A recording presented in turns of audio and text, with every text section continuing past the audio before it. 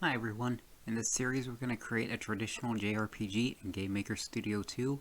It'll have turn-based battles, party members, treasure chest, NPCs, and story events. For this first episode we're just going to go over the basics of top-down movement, collision, and room transitions. And this is meant to be an intermediate series, so I will assume you're already comfortable with the basics of GML. I won't explain everything in detail. And with that in mind, I thought it would be useful if this was complementary to Shaun Spalding's action RPG series, a popular series where you went through and make a Zelda-like.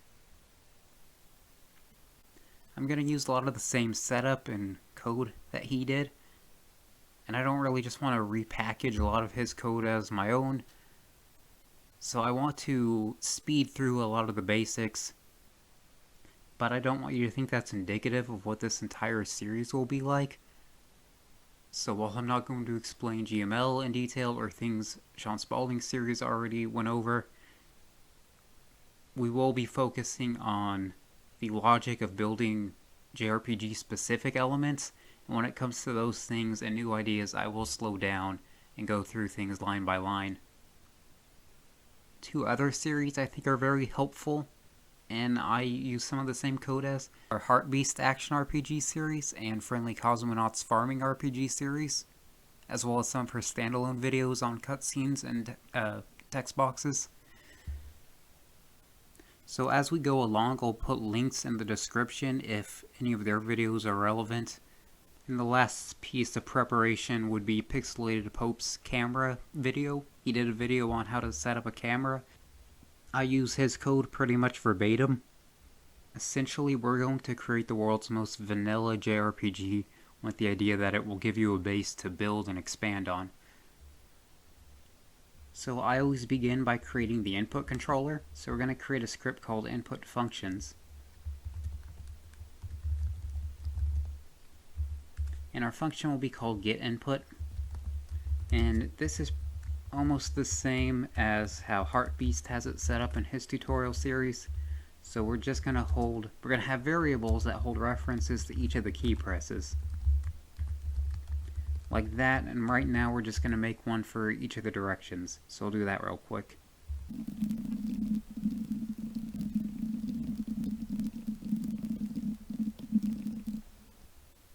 Alright, now we're going to create two more variables called x-axis and y-axis, and these are going to hold which direction we're going on either axis.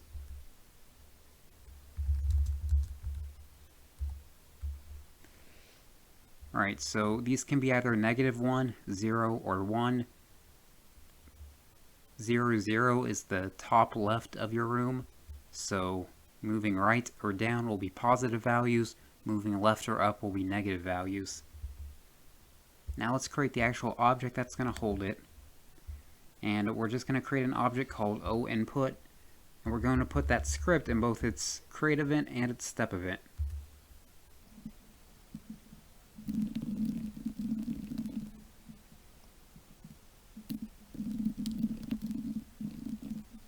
And then make sure to make this object persistent, and whenever we want any input, we reference this object. So let's create another object called the Game Manager. This will be our game's main control object. It'll initialize all the global variables for us. And we're also going to have it create the other persistent objects.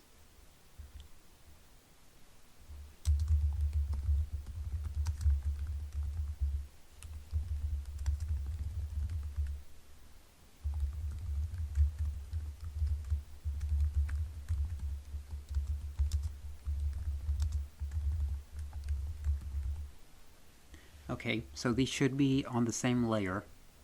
And now anytime we want input, like if we want to see if the player is pressing right, we can do. However, it's my understanding that it's a lot faster to reference a variable instead of an object, because GameMaker doesn't have to go through and look for the ID of the object if it's already holding it. So we can create a global variable called global input and set that to the creation. And what I like to do is there's another way to declare globals, which is this global var namespace.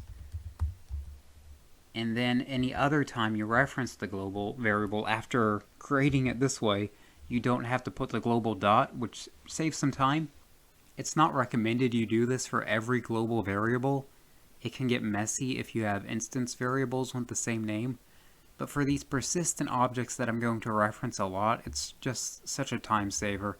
So for a few instances, a few special cases like this, I think it's okay to use the global var. And now we want to put this in the room. So the first room of our game isn't actually going to be a playable room. You've probably seen this in other series. We want to begin with just an empty room that can initialize everything for us. So call it rminit. And I'm going to change the width and height to 320 by 180 because that's the resolution I'm going to go with for the final game. We'll create a new layer called meta. And this layer will hold our managers. So put the game manager on it. We'll select it first. And then put the game manager on it. Alright. So now we need a room we can actually go inside. Let's duplicate this so we still have the meta layer. Call it rm parent.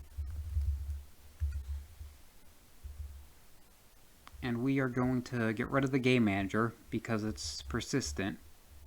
I think I may have actually forgot to set it to persistent. Oh yeah, okay. So make sure it's persistent. And persistent objects should always stay on the same layer or depth. So you don't have to worry about that. And now we're going to have this as our main template for a room. So anytime we want a new room from now on, we can say create child room.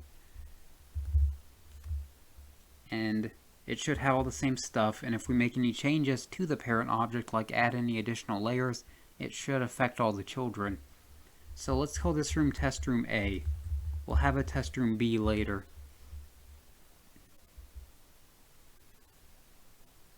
And to make this visibly different from the initialization room, let's create a sprite.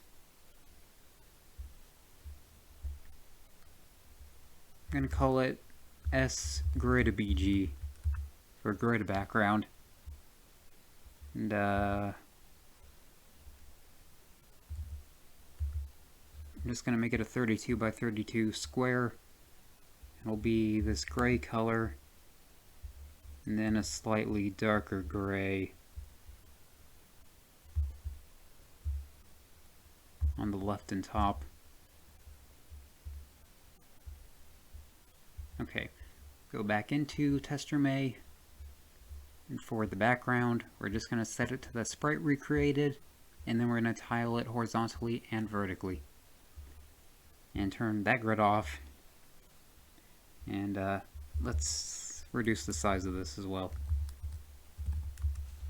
Okay.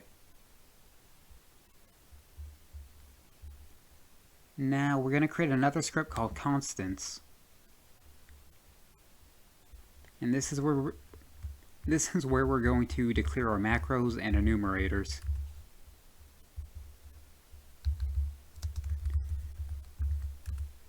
Okay, so like I said, the test room will be our first playable room for now, but we're likely to change that later.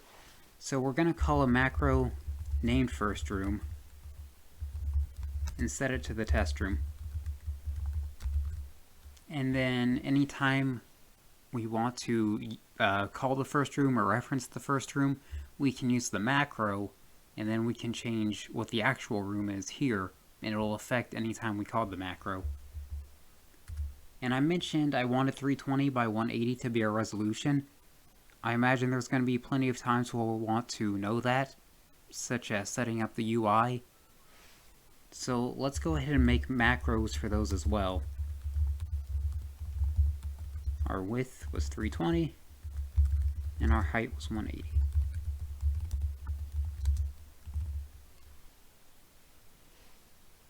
So this is an attract. Now this is an attractive resolution to use for pixel art games. First of all, it's small, so you don't have to worry about creating large maps. But also, it will integer scale into both 720p and 1080p. It's also the resolution that the Final Fantasy Pixel remasters are using.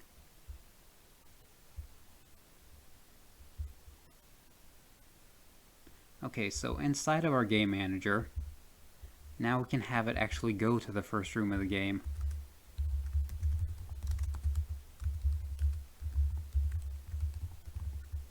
And we use our first room macro. So now we don't actually have to worry what is the first room. If we change it in the constants, it'll change any other time we called it. Also, I'm going to add a function here called randomize. That's because in Game Maker Studio 2, whenever you run the game, the first time you run it, it generates a random seed, then it saves that seed and reuses it every other time, which is useful if you're trying to get the same result over and over to test something. But if you're not trying to debug something specific, we wanted to generate a new random seed each time we begin the game. You know, when we start doing critical hits, we want there to always be a new random chance to get critical hits. We don't want to always get them on the same turns. That's not too useful now, but it's a good thing to remember.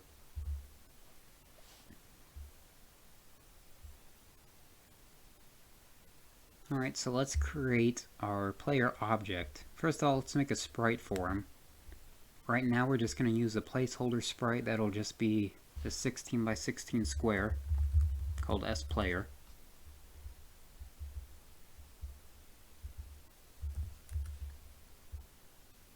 And we'll make him a pleasant pink color, like Kirby. And we want the origin to be at the bottom center.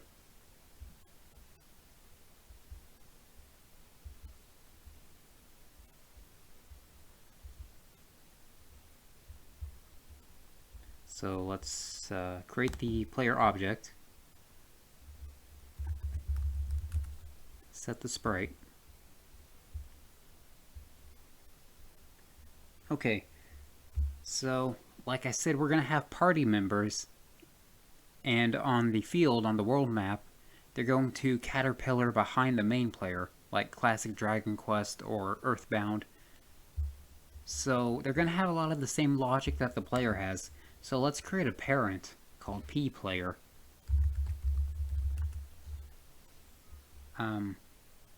Let's organize this to make this a little easier.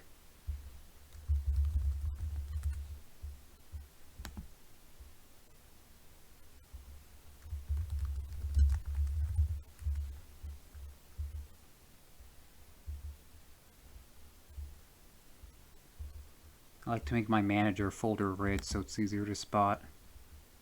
I also usually make my rooms green, my scripts this gold color, and my sprites blue. Okay, so in the parent, we don't want code right now, but I'm going to go ahead and add a create event just so it's ready to go. And then we'll set it to be the parent. Alright, so the create event should show, even though there's nothing there yet. We're going to go ahead and inherit it. And so when we do add code to the parent's create event, it's already being inherited over here. Okay, so we're going to create the player's movement. It's, like I said, there's only so many ways to do top-down movement. It's not going to be too different than what you see in any other series, especially Shaun Spalding series.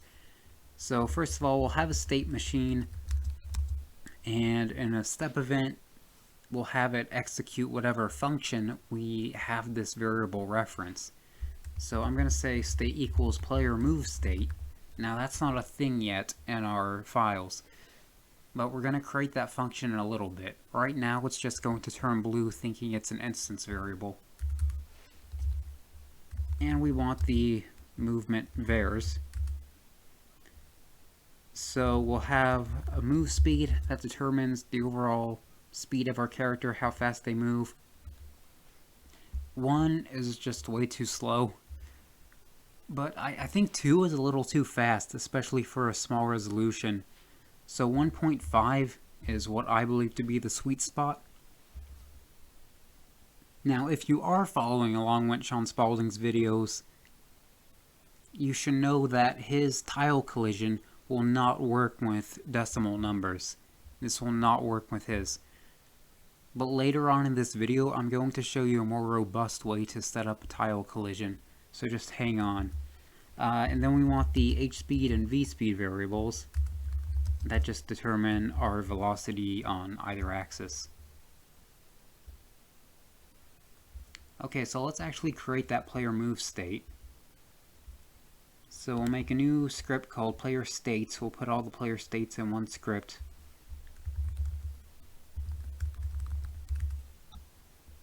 And then when making this function, make sure it has the same name that you set the state variable to in the player object.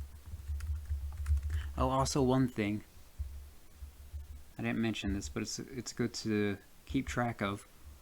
When you declare a function as a variable, do not put the parentheses, because you're not actually calling the function, you're just getting a reference to it.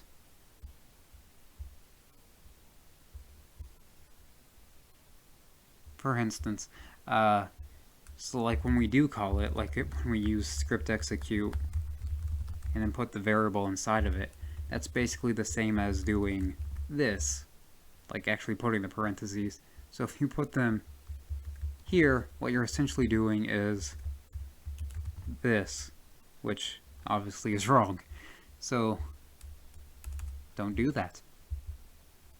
Okay, so for the player movement, I'm going to do it pretty much the same way in Shaun Spalding's. I'm going to write it all up off screen, then we'll quickly go over it. Alright, I'm back. So you see it's pretty much the same as Shaun Spalding's. We get the direction that the input is pointing to. We get whether or not those axes are actually being pushed in either direction. And then we use this lengthener X and lengthener Y to set the H speed and V speed. This way you don't move faster going diagonally than you do up, down, left, and right. And then we just add H speed and V speed to our actual coordinates. Okay, so the main thing you see is I was able to use that global variable without actually needing to type global dot. Very simple. And now we want the player object to actually execute that script. And like I said, the party members will also have states, the allies caterpillaring behind you. So we want this script update to be inside the parent step event.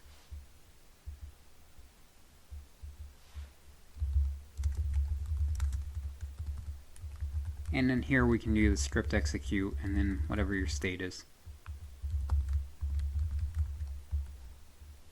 I'm also going to add an end step event. This isn't too relevant now, but while we're here, it's nice to go ahead and add it. This is where we'll update the depth. So this will make sure that objects lower on the screen will appear in front of objects higher up on the screen. And all our party members will have that. And those should have been added to the player. Yep. Okay, so let's add the player to the room.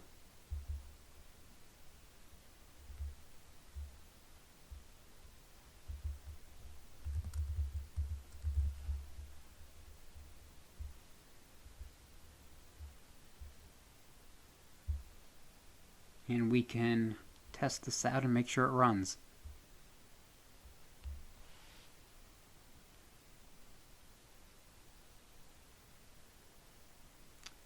Okay, we're still in the initialization room. Let's try this. I'm going to delete the game manager and then just put him back.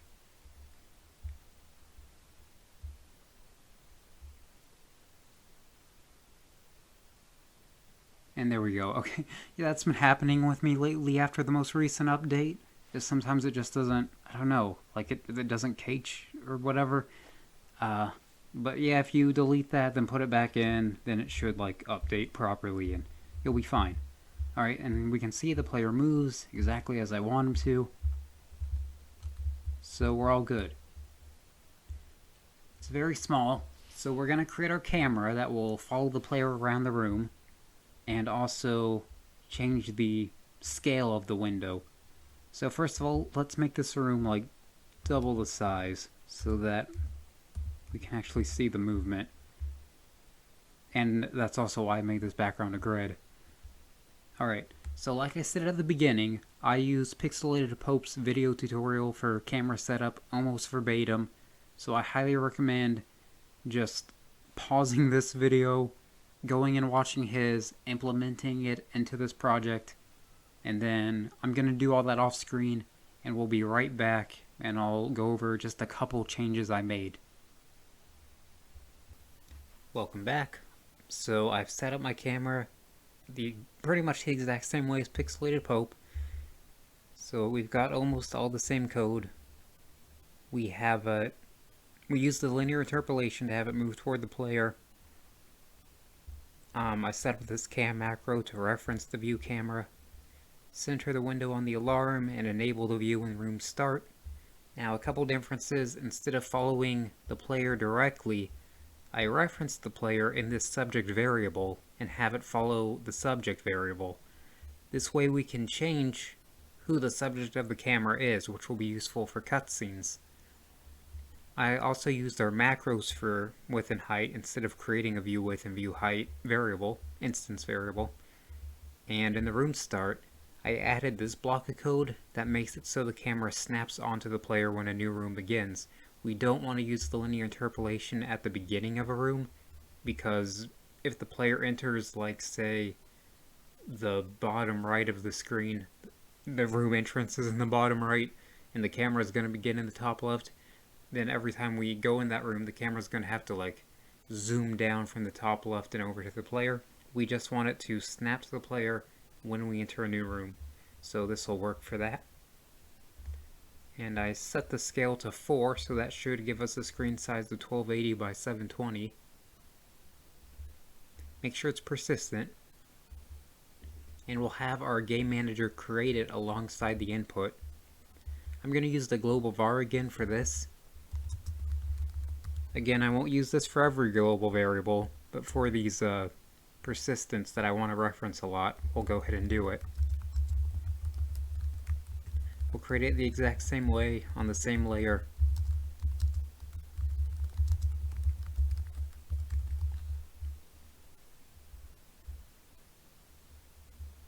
Alright, let's run the game and make sure it works.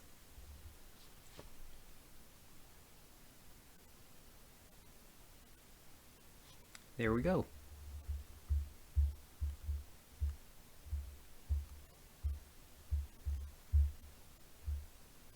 Alright, let's go ahead and end the first episode here since we're approaching half an hour.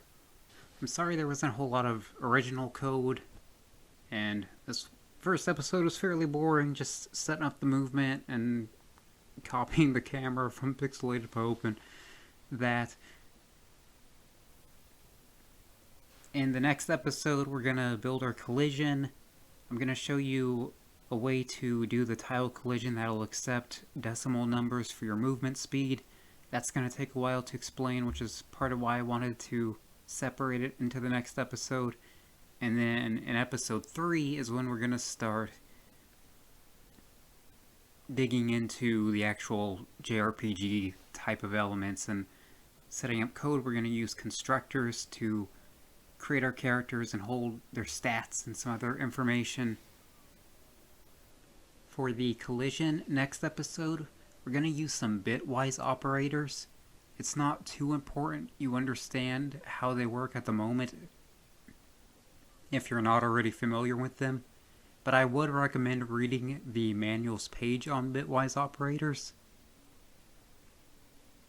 And if you haven't looked too much into the new 2.3 features, please look at constructors and structs. because we're going to be using those a lot throughout this series. I'm going to try my best to get these episodes to come out weekly. And I'm working on some sprites that'll have available to download so you can follow along.